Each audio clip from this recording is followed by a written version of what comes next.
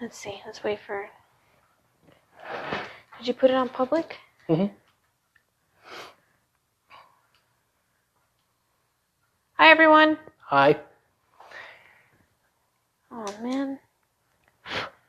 We're having some technical difficulties, so. I need to wear my glasses, but they got full of stuff.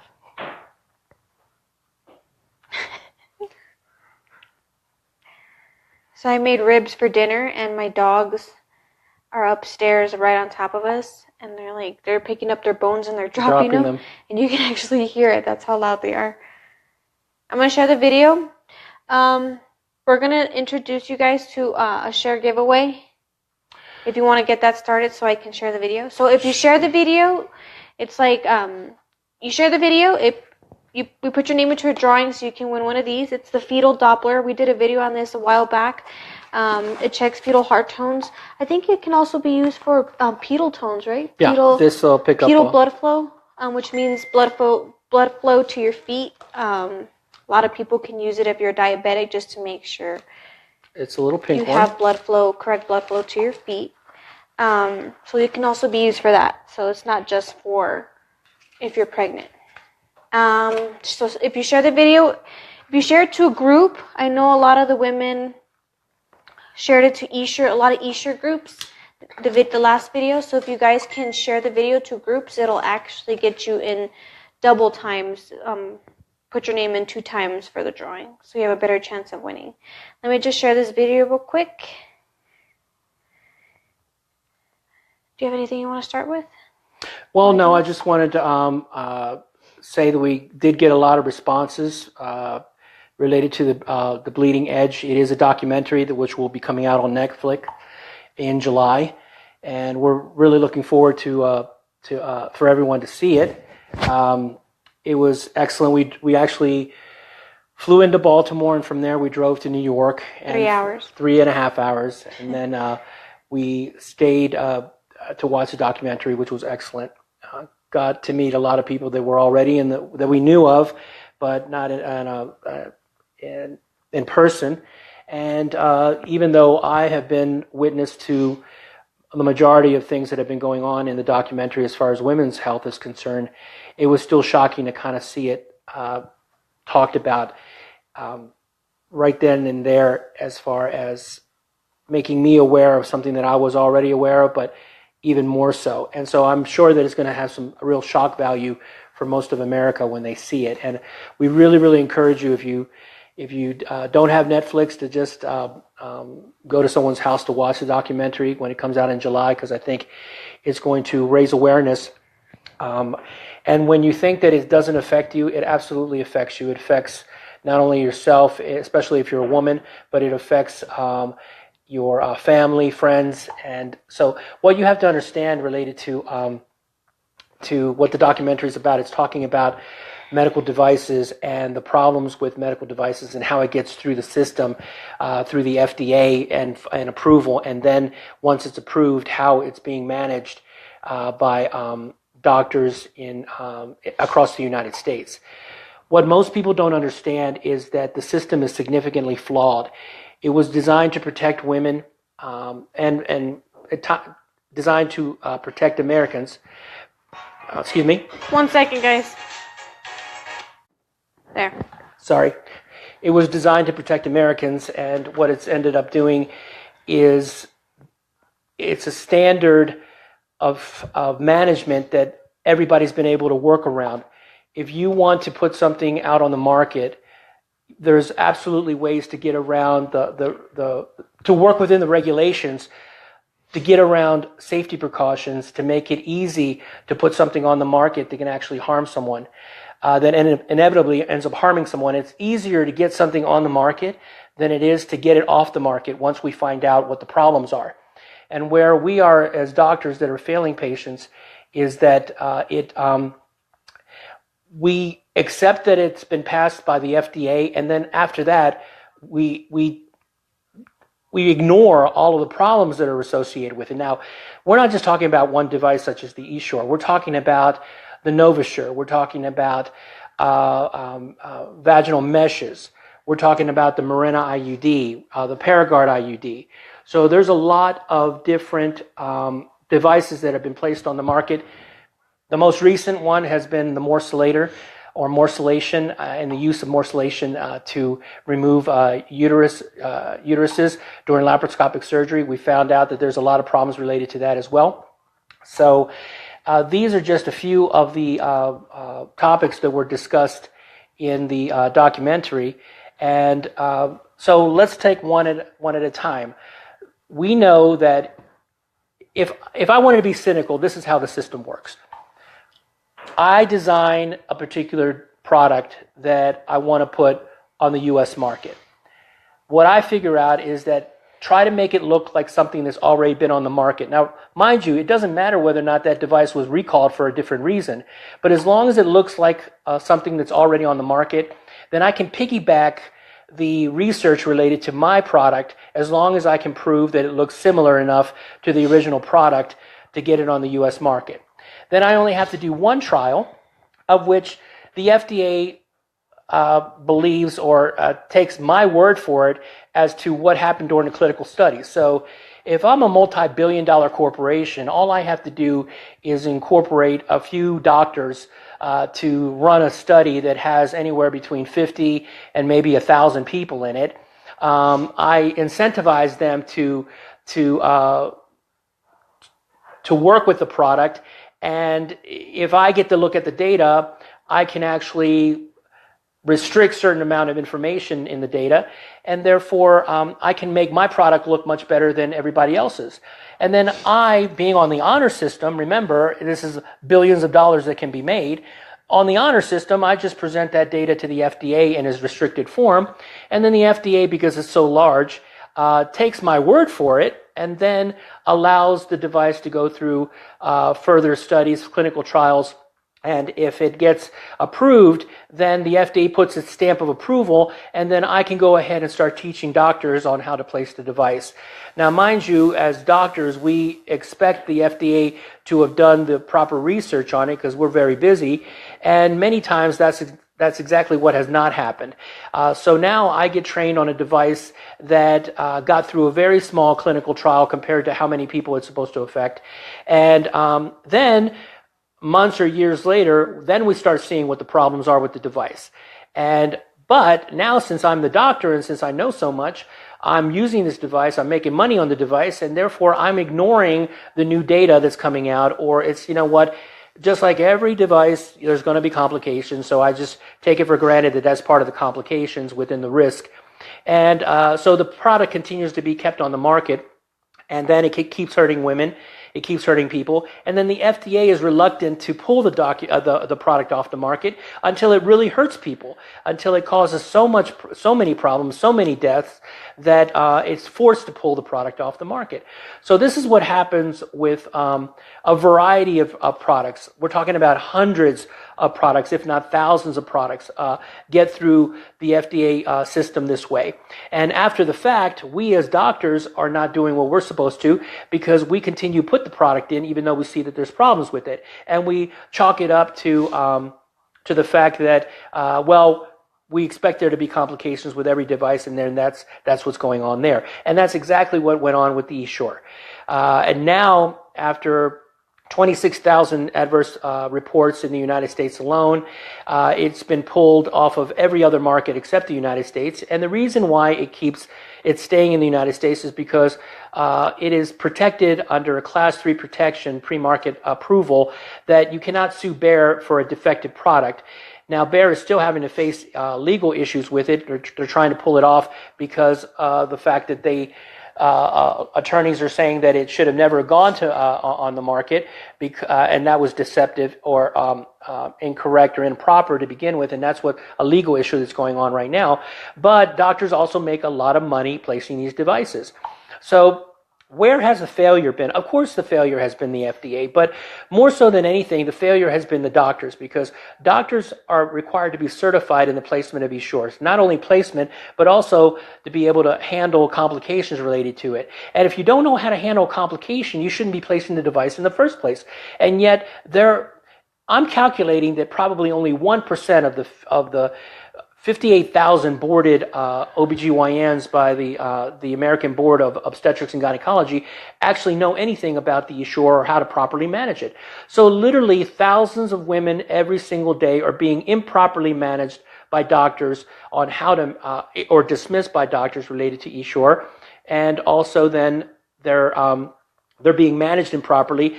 In the movie, for example, there's this doctor, I didn't catch his last name. Was his name Juan? Was it that Hispanic doctor? So, Juan. There was a doctor that they met at the ACOG that he claimed that he knew more than that he ignored all of the information that the ladies were providing from the Esure Problems Forum related to the Esure. And he had the audacity to claim that it was okay to remove the Esure hysteroscopically, to go in there and remove it the way that you put it in. Obviously, an absolute sign of ignorance, and this is on camera. This is someone that needs to be educated, and that to understand that you were absolutely wrong, and more than anything, more than just embarrassing, because I'm sure you could hurt women that way, but any doctor that says that it's okay to remove the Esure device hysteroscopically or go back in and remove it with a camera from inside of the vagina is doing a disservice, if not malpractice, for the care of a patient. The proper removal of the Esure is by a highly skilled, expert-level doctor, either removing it laparoscopically or through an open procedure. And the safest way to do it is going to be laparoscopic-assisted vaginal hysterectomy, bilateral salpingectomy, removing the tubes, and keeping the coil inside of the fallopian tubes and attached to the uterus. There are also doctors that feel that they can remove the device vaginally, that they can go in and they don't even need to look from above, and that is also an incorrect form of management, because many times you can't see the top of the fallopian tube, and therefore it makes it difficult to avoid not cutting through the fallopian tube and cutting the Esure and leaving fragments behind. So that's related to Esure. Now, in the management of Esure, a lot of patients have gone through and had to deal with ablations or uterine ablation, where they try to burn the uterine lining. And here's where we get into problems with Novoa, for example, the ablation device. The Novoa device was never designed to be matched with the Esure because its sensitivity is limited. It requires that the Esure be properly placed, and we know that that doesn't happen all the time. And as a matter of fact, it can be improperly placed in up to 14% of cases. So when you try to do an ablation with the Esure in place, you can cause an arcing of electrical current that burns the bowel or burns the intestines, burns the bladder, and can cause severe or life-threatening complications to a patient. That's the issues with Novoa.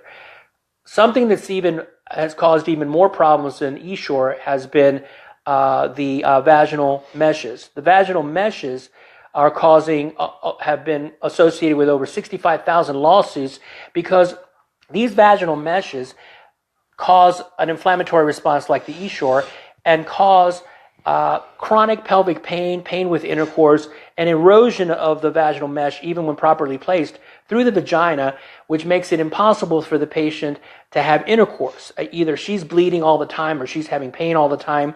And of course, if she attempts to have intercourse with her husband or with her partner, the vaginal meshes, because they're wiry in texture and consistency, actually cause physical lacerations of the penis tip, or can cut right the top of the penis, or the sides of the penis. So these poor women are suffering from problems with the vaginal meshes, and also their partners are getting cut through the by the vaginal meshes. And these are destroying families. These are destroying relationships. Most relationships cannot withstand 5 to 8 years worth of suffering of a woman who cannot have intercourse, is having chronic pain, who can't take care of her children. And whether or not it's with the Esure or whether or not it's with the vaginal mesh, this is what's happening every single day in the United States. And they're not being recalled. FDA has not recalled the vaginal meshes either. Even though they have all of these cases. And again, this is another device that fell through the cracks, that got on board, that was accepted for use in women, because it had previously been used as a vaginal as a mesh in hernia repair, but the abdomen is much different than the vagina. And so just because you think you can put a device in one area doesn't mean that you can put a device in another area. And this is what happened with vaginal meshes. Another story that was presented in the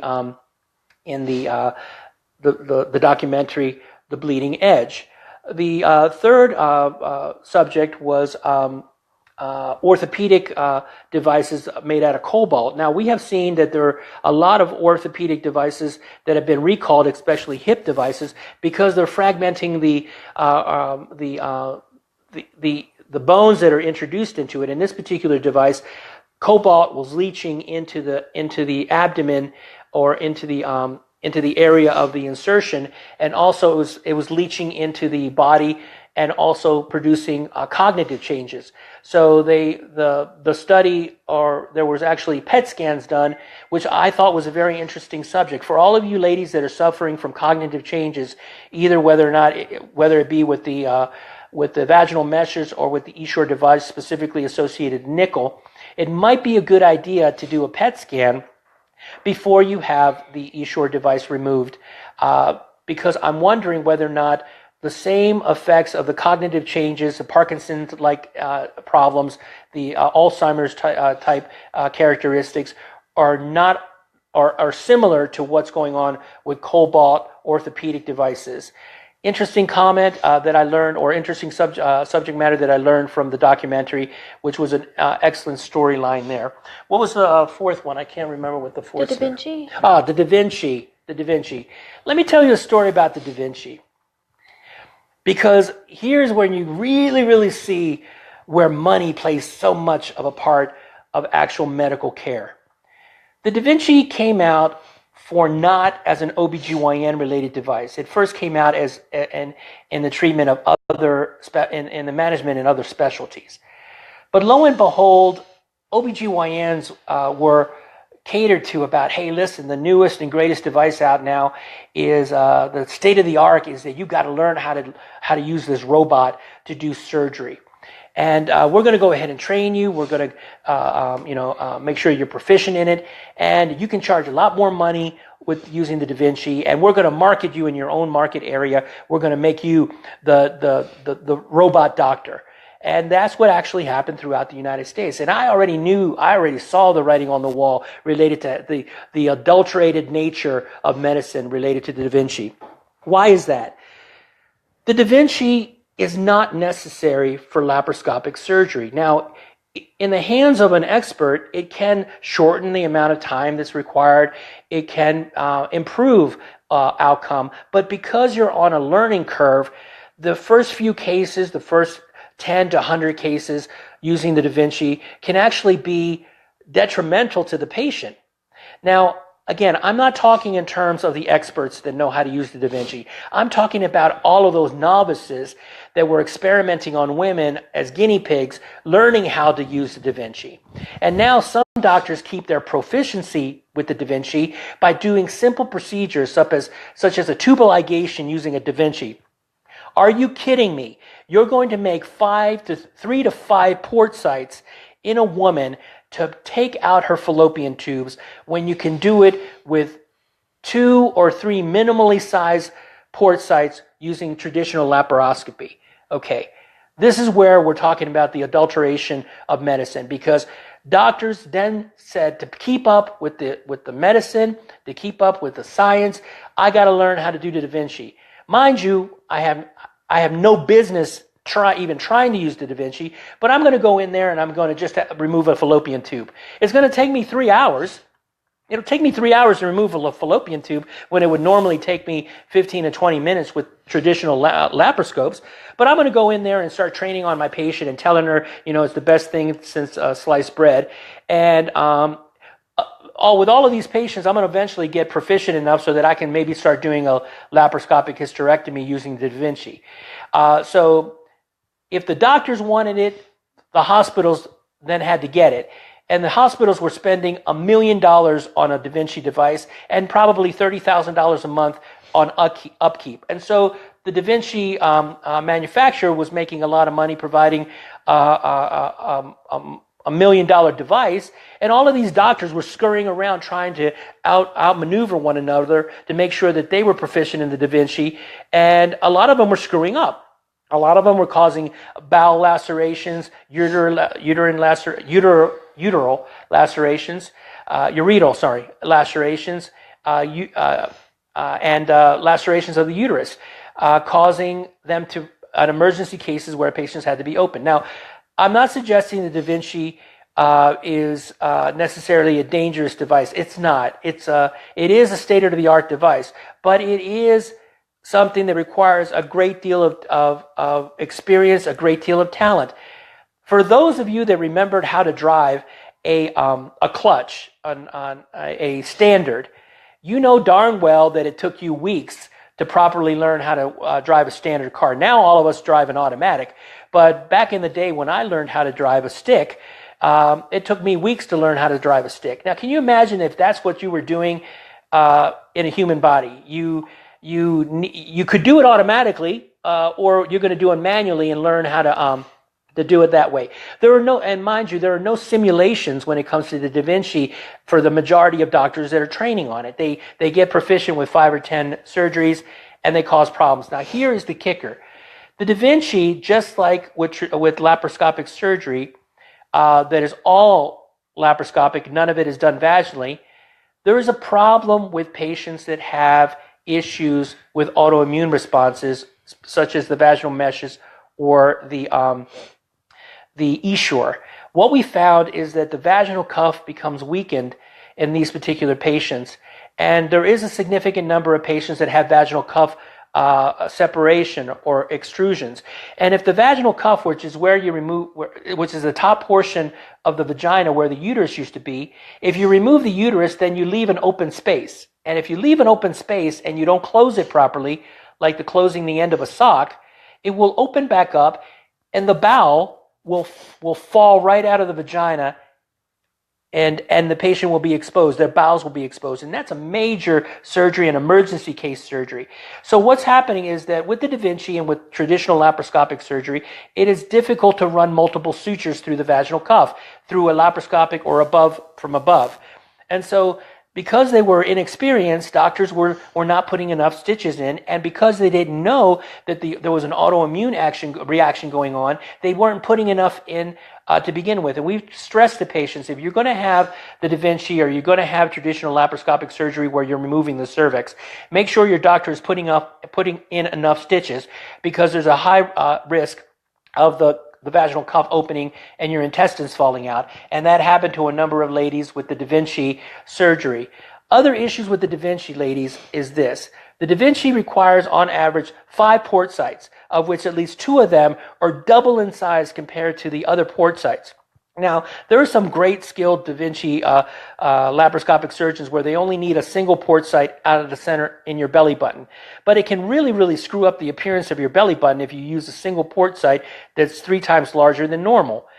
And other patients allow for the 5 port sites. Now, there's a port site that'll go left, or there's a port site that'll go right, and it's 2.5 times bigger than the other port sites. These are extremely painful. Mind you, they leave a bad scar too, but they really, really are painful. So if you went with traditional laparoscopic surgery, you could go in through the belly button with a 5 millimeter port site, which is just a little bit less than the size of this pen. 5 millimeter there and 2 down in the left and right side. Very well hidden. You do it with traditional laparoscopes. Or you can go with 5 with DaVinci, where one of them is huge on the left or right-hand side, and it causes extreme pain for 2 to 3 weeks.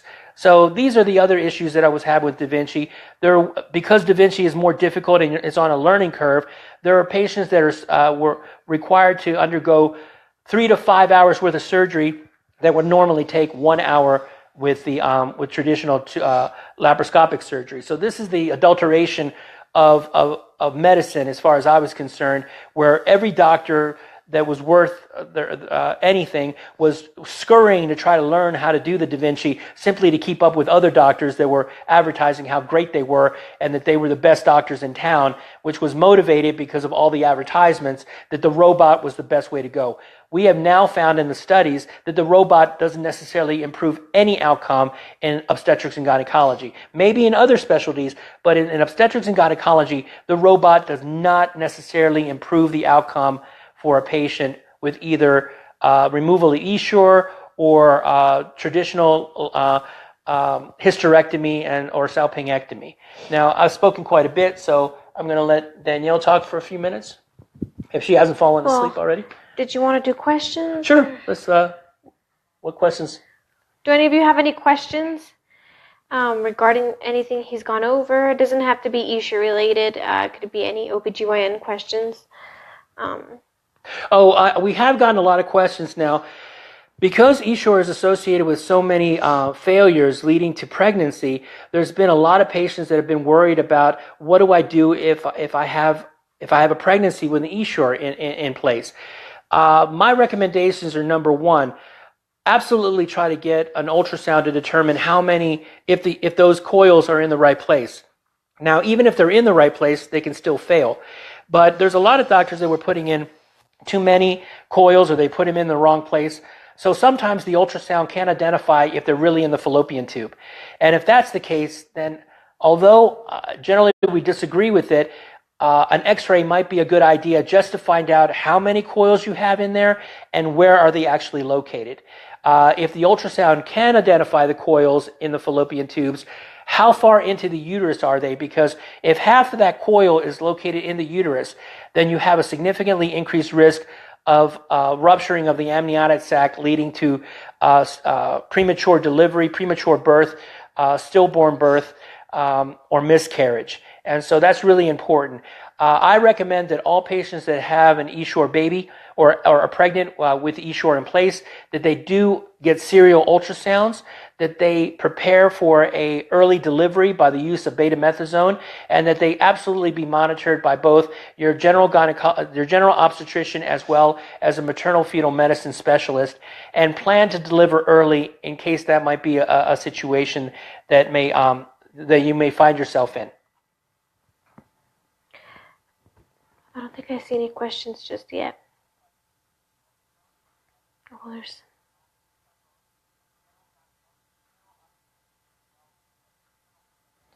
Back to here. For all you pregnant patients or anybody that knows of anybody that's pregnant, we are giving away this Fetal Doppler. We tested it out on one of our previous videos. This is a really nice Doppler. It runs between $60 and $100. We tested it out actually on Danielle, and we found that it's just as good as the professional ones that we use.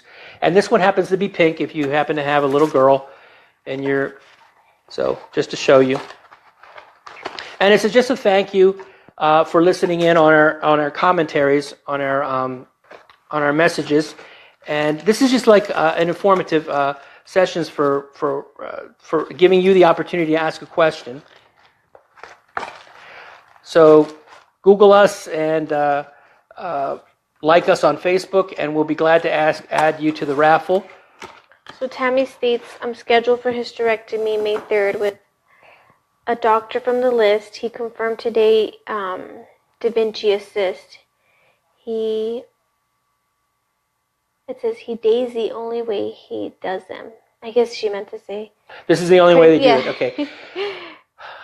It's a catch-22 and saying my opinion related to the DaVinci, and I don't want to scare anybody. If you know and you've done your due diligence related to your doctor, and your doctor says that he feels very, very comfortable using the DaVinci, then absolutely, I don't want you to change doctors because the doctor's using a DaVinci. The important question to ask is how many port sites are there going to be with the DaVinci? Because let me mind you, if it's going to be a left or right port site with a DaVinci, they're going to be very, very uncomfortable. And is it necessary to use a DaVinci? In my opinion, the doctors, if you're an expert with laparoscopy, with the traditional cameras, then you don't need a DaVinci. Now, is a DaVinci going to improve your skill level because you're so proficient in it? Absolutely. There are some doctors that are very, very proficient with DaVinci. And I don't want to scare anybody into saying that the DaVinci is inappropriate. I'm not saying that. I'm saying that to get to that expert level, there was a lot of patients that may not have been an appropriate candidate for the DaVinci. But if your doctor is an expert on DaVinci now, excuse me, if your doctor is an expert on the DaVinci, then go right ahead and continue with that particular doctor. If you want to ask your doctor more questions about how many port sites there are with the DaVinci, go right ahead and do that. So if you guys have any questions, comments, concerns, I'll go ahead and read them here.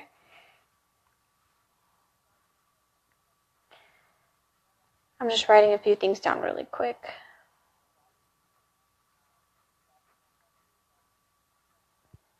Okay. Want to step away? Yeah, I need to answer a phone call real fast. You know, babies come when they want to come. So Danielle will go ahead and finish with her question. Too bad I don't have any pearls to open.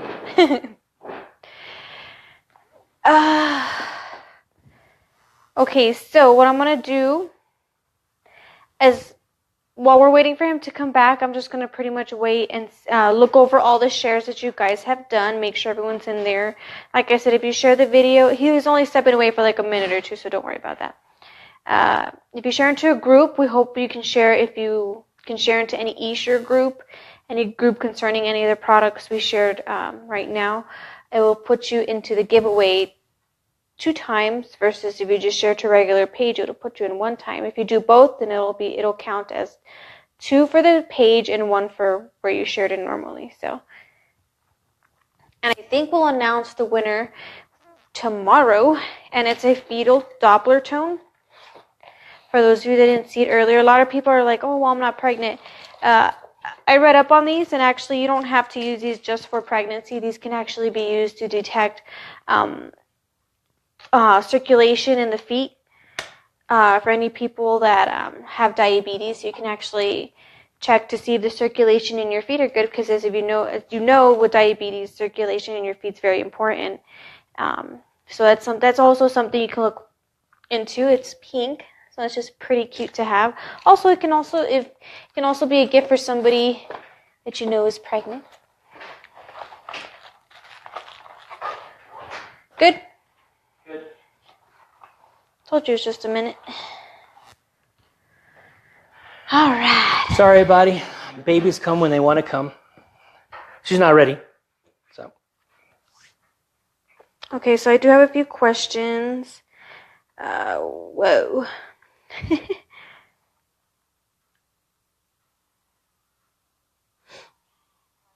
It said, I had my Esure, Rosario says, I had my Esure removed June 30th, but still have very bad abdominal pain. Went to the hospital. They said they can't see my left ovary. Okay. This becomes a little bit complicated in explaining what's going on. The first thing that you need to do is to get a copy of your operative report to make sure that you have an idea of exactly what happened during the surgery. The second thing you need to do, and what should have happened already, is that you should have gotten a copy of your pathology report to see exactly what happened, and did they remove the Esure intact, and did they remove the ovaries.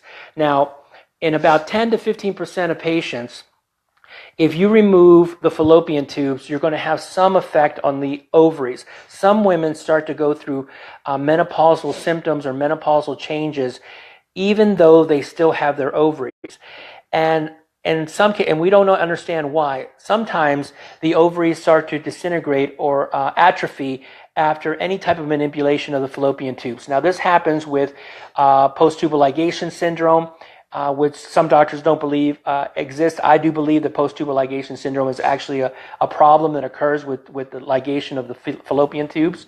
And so if they can't see your left or your right ovary, ask for a copy of your operative report, a copy of your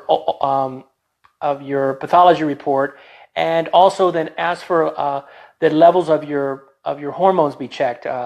Thyroid stimulating hormone, follicle stimulating hormone, luteinizing hormone, estradiol. Again, these are questions that you can ask your doctor to be sure. Sometimes it is difficult to see the ovary because of the bowels in front of them, so a repeat ultrasound might be a good idea in order to be able to determine that. But if you're going through symptoms like hot flashes, if you're going through symptoms of weight gain, irregular bleeding, but she had her hysterectomy, correct?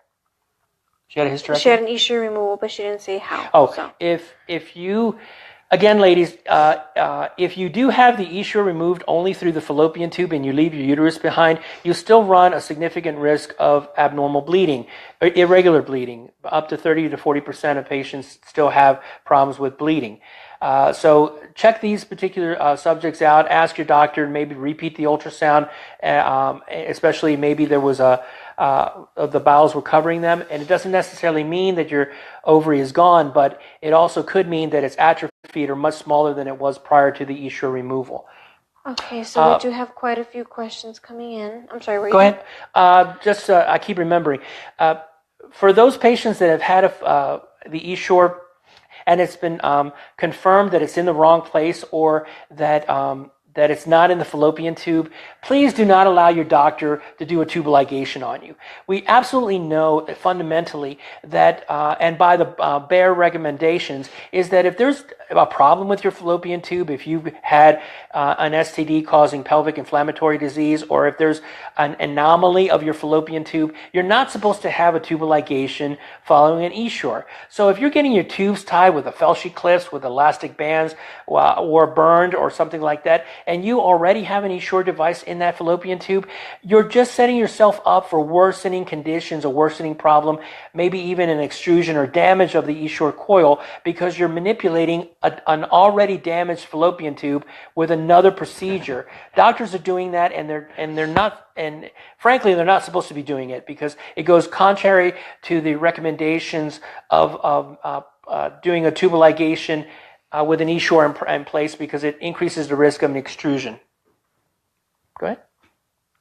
Okay. Veronica Lujan Ledesma, I have the Filshi clips. I asked my OB to cut my tubes, but she decided on her own to put the clips. I am so scared of getting pregnant. What are the chances of getting pregnant, and why are my periods heavy and hurt so much? What can I do to help my symptoms? Also, I get a period almost 2 a month.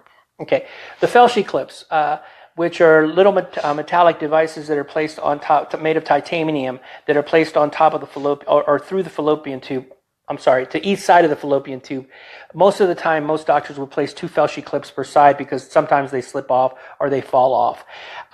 What we see with the Felshi clips is a similar issue with Esure, where some women suffer from some type of foreign body reaction similar to a metallic foreign body reaction, and so they start to notice the weight gain and the autoimmune symptoms. Now, it's not as dramatic as it is with Esure, but it does occur with women that have the Felshi clips in place.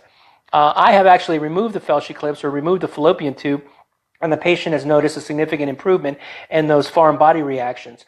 But what happens with the Felshi clips, and we don't know if the fact was that the patient suffered from problems with menstrual cycle that was controlled by birth control pills, for example, or that the Felshi clips caused the post-tubal ligation syndrome. And there's plenty of Facebook forums where you can ask the question or get more information related to post-tubal ligation syndrome. But there's plenty of patients, and I've seen in approximately 10% of the patients that I do a tubal ligation on, suffer from increased weight gain or irregular periods following a manipulation, burning of the fallopian tubes. We see them with the Felshi clips, with the Esure device. And so when that starts to happen, one of the recommendations is the attempt of an ablation. Now, ablation with Felshi clips in place are not anywhere near as a problem as compared to an ablation with the Esure in place. That might be an option. Mine is generally, if you're not doing well on hormonal management, then we discuss the removal of the Felshi clip as a salpingectomy, removing the fallopian tube laparoscopically. And if that still doesn't work, the consideration of a hysterectomy. Again, these are questions that should be addressed directly to your doctor and on asking the questions of the post-tubal ligation syndrome. Next is by Mary Mora. What is the best birth control for someone who has had 3 C-sections? Okay, there isn't really any limitations on 3 C-sections, 5 C-sections, 7 C-sections. Obviously, when you've had each C-section increases your risk of a thinning of the particular area, but most patients do very, very well with repeat cesarean sections. I go by the age, I go by the weight, other issues. If they're young and they don't have a problem with birth control pills, we try that. We also discuss the fact that you can gain weight with the use of any hormonal, any hormone, whether it be a pill, a patch, the NuvaRing, or the Mirena IUD. I happen to feel very comfortable with a product called Loloestrin for as far as birth control is concerned. My go-to is also the Mirena IUD after we've ruled out STDs and after they understand the black box warning related to the Mirena. These are my go-to as far as to avoid significant weight gain in patients and to try to control their menstrual flow. What kind of this is from Sarah Cochrane, what kind of autoimmune problems are related to Esure? Is Chiari malformation one? We haven't noticed a Chiari malformation as being particularly associated with Esure. Again, we don't have enough data related to that. What is Chiari malformation? That way everyone kind of knows. It is a vascular malformation in, I'm going to have to look that one up because it's been a while since it's vascular malformation, I believe, in the head. Okay. Oh, I think you're right. Okay, so I'll look that one up, but I haven't found specifically that there's an association there or any data to that supports that particular association. I'm sorry, read the question over again. What kind of autoimmune problems are related to autoimmune problems. What we're looking at is an associated type 4 hypersensitivity reaction related to the use of the Esure, whether or not it's associated with the PET fibers or with the nickel or the metallic component of the device.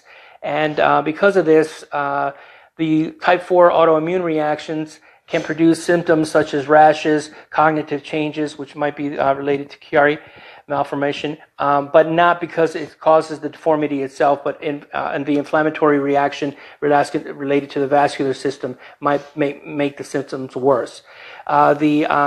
The weight gain, the e-belly, the pain with intercourse, which again are inflammatory in nature, but not specifically the autoimmune problem. But because it does specifically, the Esure is designed to cause an autoimmune reaction to within the fallopian tubes. We had thought, or at least it was thought at the beginning, that it was localized and only in the fallopian tubes. And what we're finding is that it's actually associated systemically. Go ahead, next question. Zulma Valenzuela, what is autoimmune disease? I had my histo done 3 years ago, but my body does not feel normal at all. We have to understand two ideas, two trains of thought related to the Esure. Did the Esure cause the problem, or did the Esure? Three thoughts. Did the Esure cause the problem? Did the Esure make the problem worse?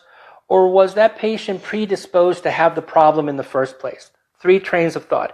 We don't have enough data to specifically say that this particular condition was associated with the Esure or caused by the Esure. What our general belief is that for those patients that suffer from autoimmune conditions to begin with, hypothyroidism, lupus, chronic fatigue syndrome, conditions such as that they should not have the Esure device placed, and if they do have it placed and they're showing worsening symptoms, that they should have it removed. There are other conditions such as dysfunctional uterine bleeding, endometriosis, uterine fibroids that women are predisposed to suffer from. Does the Esure make those conditions worse? It's possible that they can make them worse. But we don't know enough information about it. So with my patients, I take it, did your symptoms get worse after the Esure was placed? That for me is a flag to consider either a hormonal, which could only be temporary, or a surgical intervention. Now, again, a key thing to remember, and I keep stressing it over and over and over and over again, The problems with Esure are not a hormonal response, are not, and generally not managed by hormonal management, such as if you're bleeding, the use of birth control pills is not going to fix the problem. If you're bleeding, the use of Depo-Provera or the Mirena IUD is not going to fix the problem, and it can actually make the condition worse, especially in the case of the Mirena IUD and the coil is too far into the uterus. It can snag the coil, and when you try to get it out, it makes things worse. The use of ablation is relatively contraindicated with the Esure.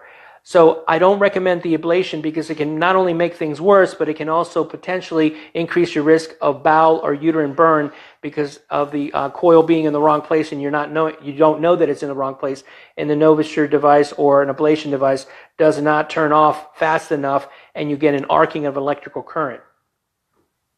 Okay, so Juanita Nunez says, can we talk about PATS, P-A-T-S-S? A reasoning for ablation recommendation to one of our members in the ablation group called Novoa, and what you should know, endometrial ablation, to have a tubal ligation with ablation because she was having raging PMS. This is a complicated subject. What we do know, as I've stressed over and again, is if you opt for an ablation, you have to understand two things. Even when the ultrasound or the HSG appears to show that the coil is perfectly placed, the coil can be just slightly outside of the lumen, slightly outside of the opening of the fallopian tube, and just underneath the membranous portion of the fallopian tube. That positioning cannot be identified by any study. Generally, we see it when we open the patient up and we look. We can actually see almost like transparent the fallopian, the coil just underneath that tissue, that serosal tissue, or that perineal tissue. I'm sorry.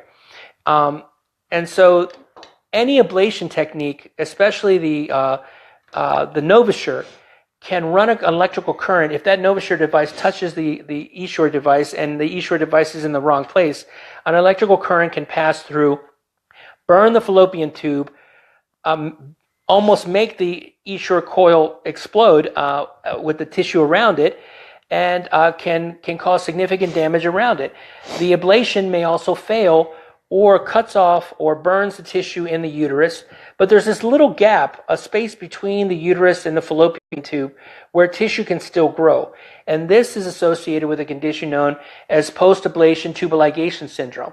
So before a patient has an ablation technique or ablation procedure done, they also have to understand that they're at increased risk of another severe problem known as post-ablation tubal ligation syndrome, or that synechia, which is a burning of the lining of the uterine wall, can cause the uterine lining to come together and fuse together, but there's this little spaces around it where tissue can continue to grow, but it has nowhere to go then after that, and it makes the conditions worse. The patient ends up having multiple surgeries. So we found that in about 10 to 20% of patients that have ablations, they have to have another surgery done in the future. And if they have had an Esure in place, it makes the condition or the situation even more complicated. And most doctors will then say, I'm not going to touch this because I have no experience in managing a patient with an Esure after an ablation. Nicole writes, do you remove Esure? I don't want mine. It is causing problems. Where are you located? The key thing that I'm trying to do is to motivate or educate not only the public, but my colleagues. There are plenty of good, highly skilled doctors that know how to do a laparoscopic assisted vaginal hysterectomy. And as long as your doctor is willing to do either an open procedure or a laparoscopic assisted vaginal hysterectomy, it doesn't matter if that doctor has no experience with the Esure, as long as he removes the entire everything out as a single unit. Where it gets complicated is when doctors start trying to cut things and trying to pull the Esure out or take it out. And what they do is they fragment the device and they end up leaving pieces behind in the uterus or pieces behind in the fallopian tubes. If your doctor is willing to do an ultrasound test before a CT scan to confirm that there's only two coils, an ultrasound and CT scan preoperatively, and that doctor is a good, proficient doctor in hysterectomy, either open or laparoscopic assisted, then you should have every confidence in that doctor that as long as they're not trying to separate pieces or pull the Esure out, that you're in good hands. Now, doctors that are saying, you know what, I just need to cut out the coil by cutting out the tube, or I can pull it out, that's a no-go. Do not go to that doctor. You find a doctor that's willing to take everything out as a unit. Yes, I remove the Esure, but there's plenty of doctors, but depending on your area, Dr. Eric Sills, for example, is excellent. He's in California. Dr. Steve McCarris, he is my mentor. He is my friend. He taught me back at Greater Baltimore Medical Center. He's in Florida. Top guy in Florida is Dr. Steve McCarris and his group. Dr. Pelosi, Pelosi Sr. and Pelosi Jr. in New Jersey. Dr. Charles Monteith in Chapel Hill, North Carolina. These are the top doctors in the United States that know what they're doing. But again, if you're willing to discuss and be comfortable with your doctor, as long as that doctor knows how to do a laparoscopic assisted vaginal hysterectomy without taking and separating pieces, you're probably going to be in good hands. Brittany Kiger says, is PCOS something you are born with, or is Esure the cause? I've heard both. If you could clarify, that would be amazing. Okay. PCOS, or polycystic ovarian syndrome, is not a condition that you're born with, because we see it when women become of reproductive age. Now, there's a lot of theories as to what causes it, because it's not only hormonal, but it's basically an imbalance of hormones that can be triggered by an elevation or imbalance of follicle-stimulating hormone. It is associated with issues with hypothyroidism or hyperthyroidism, or problems such as excessive natural weight status, or diabetes or insulin resistance. Now, it not only is it associated with it, it may cause it or be worsened by those conditions in the traditional aspect of PCOS. But then you come in with Esure, and Esure may make the condition worse. We don't have enough data to suggest that Esure causes PCOS, but there's a general belief that PCOS can become worse if you have the devices in place, because like other devices such as the Mirena IUD, although it's hormonal, we do notice that some women suffer from those irregular periods, and those irregular periods are associated with ovarian cyst, and those ovarian cysts may be associated with polycystic ovarian syndrome. So there's a multi-disciplinary management through the endocrinologist, the gynecologist, and to try to maintain normal balance of hormones, as well as weight loss, as well as if there's issues with insulin resistance, the management of diet and exercise, and probably the removal of the Esure itself. So Christine Cavathis, I'm guessing she had the Esure removal, but she said, I only had my fallopian tubes removed, but I did have tooth decay and loss. Okay. Again, we do these surveys, and we get information from the surveys, and there is a significant number of women that are suffering from problems with tooth decay, fracturing of teeth, dental caries, and I mean significant, like they're losing 2 or 3 teeth at a time, and we don't know exactly what's causing it, although, and speaking with dentists, they're saying, well, there might be a problem with the natural production of saliva. There is many women suffer from vitamin D deficiencies and calcium deficiencies with the Esure device in place. My suggestion is that you increase calcium, you increase vitamin D, you get that checked out by your endocrinologist, and you see a dental specialist and to determine whether or not there's anything more that can be done. Also, absolutely, if you have had only the fallopian tubes removed, get an x-ray to see if there's a fragment that was left behind, because no matter what your doctor says, you're still running a high risk that there was a fragment left behind of either the PET fibers or the Esure coil from just removing the fallopian tubes. Okay, is there any way to make the bloating go away? The bloating is, from what we've seen, is related to the inflammatory response. It's not related to a significant weight gain, because the bloating, what we've noticed, is almost directly associated with the lower abdomen, and they call that the E-belly. So the women actually look like they're pregnant, and this can come and go. Some women can gain or make it look like they've gained 2 or 3 dress sizes just with their menstrual cycle. So is it related to specifically the E-belly, or is it part of a dysfunctional uterine bleeding issue? We don't necessarily know that. Now, some women have had a little bit of benefit from the use of Lasix or diuretics, but you have to be very careful when you're using diuretics, because it's just management of a symptom and not the management of the cause. Okay, Paul and Stephanie, what testing is performed to see if you have PCOS, and how is it diagnosed? Okay, PCOS is diagnosed by the evaluation of hormones. What we generally do, and I know it's a little quick, but we have to run through a lot of questions, is thyroid stimulating hormone, follicle stimulating hormone, luteinizing hormone, estradiol, free and total testosterone, and insulin. If also hemoglobin A1C for long-term evaluation of insulin management, and of course the ultrasound to take a look at the ovaries. If you have a hormone imbalance, you will, with PCOS, a lot of women suffer from multiple cysts in the ovaries that are very, very large and much larger than compared to normal. So with this amount of information put together, we generally manage patients with the use of low-dose birth control pill, whether or not it's estrogen and progesterone, or progesterone, plus the use of medications that manage for insulin, such as metformin, and of course, diet management and exercise. Those are all the questions I actually see right now. Okay. Well, sorry. That's okay. Well, we wanted to thank you again for joining us tonight. We wanted to encourage everyone that you know to see the Bleeding Edge documentary, more so than anything to understand that the FDA is not doing enough to police and to make sure that the devices that are coming out on the market are safe.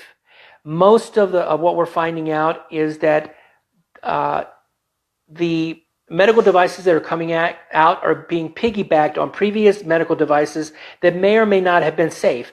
So you could still get a device put on the market that was based on being very similar on a device which was actually pulled for a different reason, for a medical problem, but it got in anyway. Once the FDA approves a device, it's very, very hard to pull that device off the market. All of you ladies that have the Esure obviously know what we're talking about. All of the ladies that have the vaginal meshes in know what we're talking about.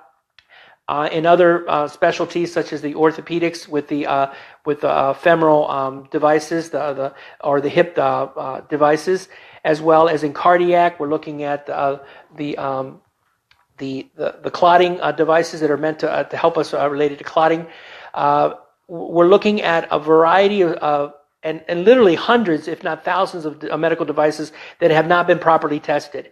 Because of that, the patient becomes the guinea pig, and despite the fact that you trust your doctor, we also are not doing enough to our due diligence to make sure that we're reading the data, and a lot of us are just ignoring the data. And this is one of the key things on why the FDA mandate related to Esure is so important, because we can't pretend, we can't ignore that information anymore as far as Esure is concerned. And so you have to be skeptical. You have to be skeptical of anything that your doctor's going to do. Do your research, and even though your doctor is getting on you about Googling information, most of the information that's available on WebMD or Medscape is accurate information. And if you're doing your research, the doctor, you may know actually more information about your problem than your doctor does. And so my key go-to are going to be WebMD and Medscape.com for general, accurate information about a particular problem. And fight with your doctor. Sometimes you're going to have to do it, and don't be discouraged if you're getting resistance. Find another doctor that's willing to listen to you. Okay. Thank you so much. By the way, the documentary, from what we've been told, will air on Netflix in July. There's not a certain release date yet, so as soon as that comes out, we'll let you know. The Bleeding Edge. That's the documentary. Please watch it. Please have everyone that you know watch it. It's going to be a shocker, and everything that I saw in that documentary was absolutely true. Absolutely true. So again, like us on Facebook, and we're going to give a fetal Doppler away to someone that's whoever wants it, but it's, I guess, best most useful for someone that happens to be pregnant. All right, you guys. Right. Thank you so much, everybody. Good night. Good night.